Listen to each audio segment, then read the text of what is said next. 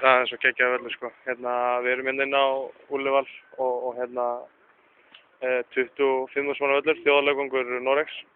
Ég bara að segja að þetta nokkuð geggjað. Við erum mættir með einhverju tífó-gengi að sjá hvernig þeir setja upp svona mósaíkmyndir og eins og við sjáum þá eru búin að setja upp svona rauða bannera svona í sæti sem mynda hjörtu og þar sem við sitjum stöndum eftir að vera í miðjunni aftan markið þar sem eru svona heitustu stuðningsmennir og þar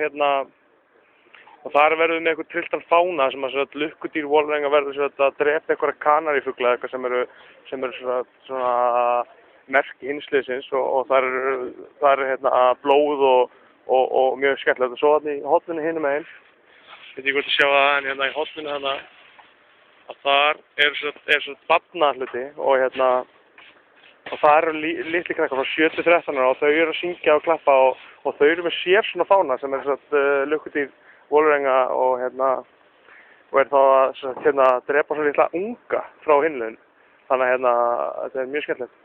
En við kíkjum á þetta aftur og eftir. Það eru 3 tímar og 43 mínútur leik. Klukkan er 16:17 og við kíkjum eftir á okkur fótboltabar þar sem við vorum í gær sem er svona Vålerenga barinn og við erum bara að fara að gera allt vitlaust í kvöld og við kíkjum á þetta betur þá. Takk.